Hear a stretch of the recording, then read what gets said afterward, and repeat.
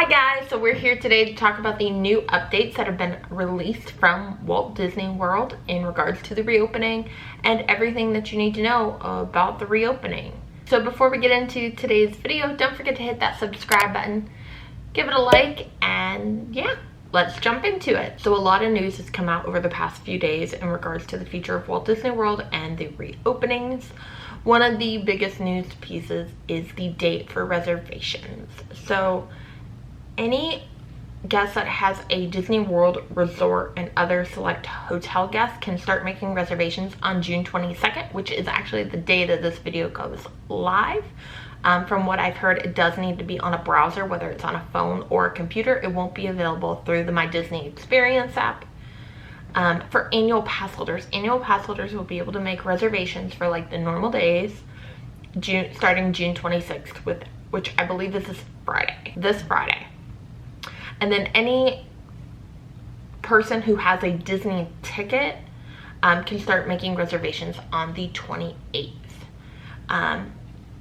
For the however far future, park hopping will no longer be a thing. And it kind of makes sense because with the reservation-based system, it would be hard to monitor how many people were in one park at one time. So yeah, park hopping is no more for the somewhat near future for Disney World. Obviously nothing's been announced in regards to the Disneyland openings, but yeah, I've never been there, so I don't really know how it goes. From what I hear, you like go through security and then like downtown Disney and then you get to the parks, which sounds more like Universal, so who knows. The other news is that there will be no Mickey's Not So Scary Halloween parties this year, which makes me really sad. I love Mickey's Not So Scary Halloween party. I get it though, with there being no parades, no fireworks, no character meet and greets, no stage shows, there's not really anything to happen. And it would kind of be hard to social distance and hand out candy.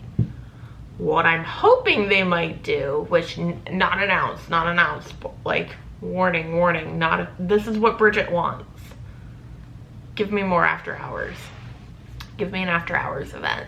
During after hours, you don't normally get the fireworks unless you stay in the park for the normal day. If you go into the park early for the normal day, for the villains after hours, there was a stage show. And there was only a parade for the villains after hours. But if they did plain after hours, that would be perfect. I would spend that money. Just saying, I would.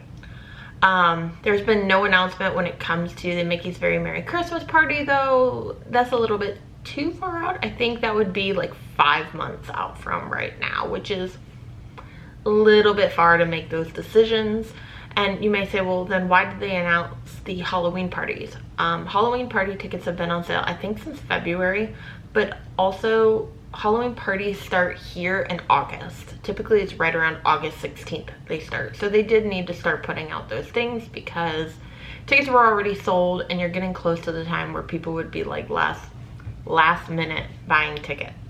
So normally this time of year, there's no festivals going on. Like Flower and Garden would have just ended, and Food and Wine doesn't normally start till like, I think it's normally August. Yeah, like August. I think it started on, Food and Wine started on the day that Star Wars Galaxy's Edge opened, which I think was like the 24th. Yeah, sounds about right. But this year they're doing a little differently. So Epcot, which will be opening on July 15th, will actually be kind of having a new type of festival called a Taste of Epcot International Food and Wine Festival. And from what I understand, based on the the text I've read on Disney Parks blog, which I will link below, I'll link all the like different articles that I have down below. But it seems like it's going to be a little bit of a combo of Flower and Garden and Food and Wine. So that'll be really nice, especially because Flower and Garden got cut so short. Like I think it had only been going on for like maybe 3 weeks. So yes, there will still be a festival. There will be no concert series for these festivals.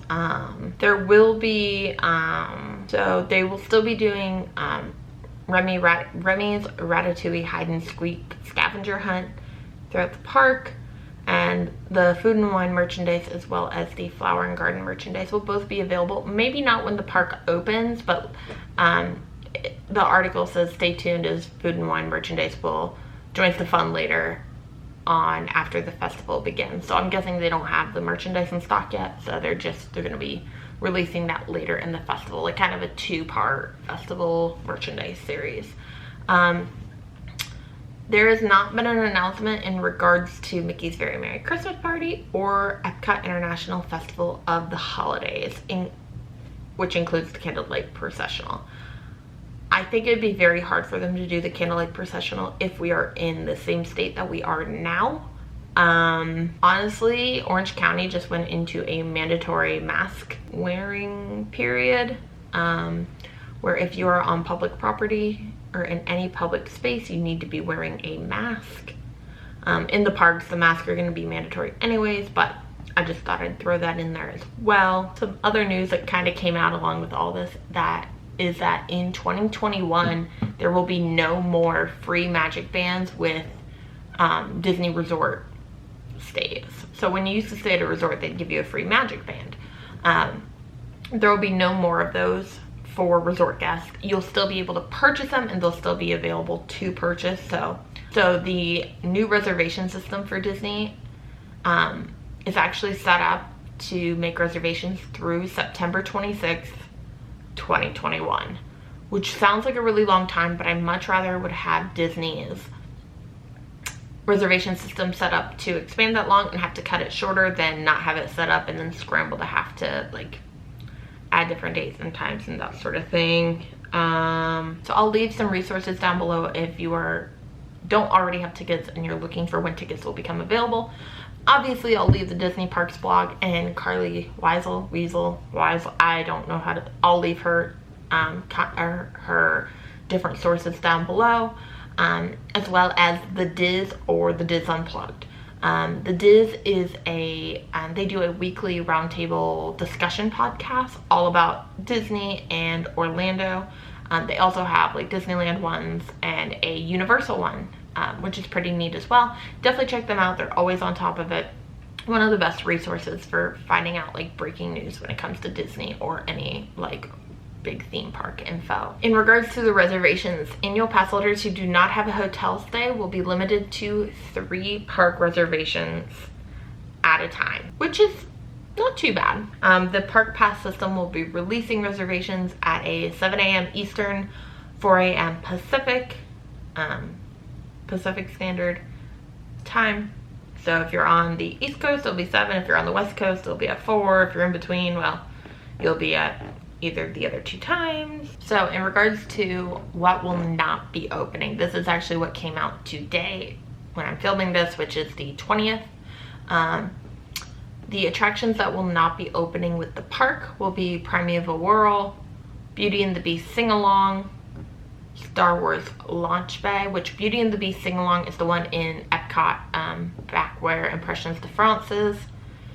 Star Wars Launch Bay, which makes sense because it's basically just a character meet and greet area, and Monsters Inc. Laugh Floor. And then the shows that will not be going on at opening will be the Frozen Sing-Along Celebration, Indiana Jones Stunt Show, Finding Nemo the Musical, Up, A Great Bird Adventure, Beauty and the Beast Live on Stage, and Voyage of the Little Mermaid. All the other attractions will be open other than certain character meet and greets locations.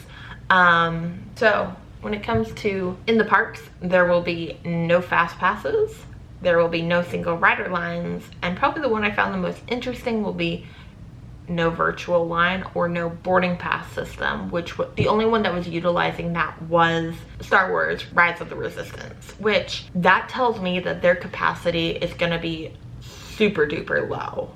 Like I think I originally predicted between 10 and 20,000. I think it might even be like closer to 10,000 than I thought, but we don't know. We will see. I will be trying to get a spot. So the annual pass holder previews that will be going on. So there will be 2 days for annual pass holder previews. They will be July 9th and July 10th.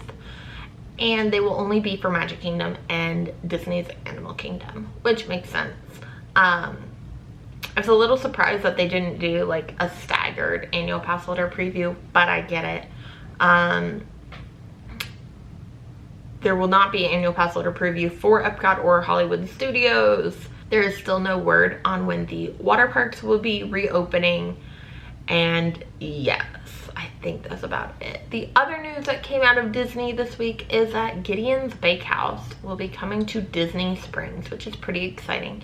If you're familiar with the Polite Pig used to sell Gideon's Bakehouse cookies, which they're literally like half-pound cookies with, like, if you get the chocolate chip ones, they're like a bajillion chocolate chips in them.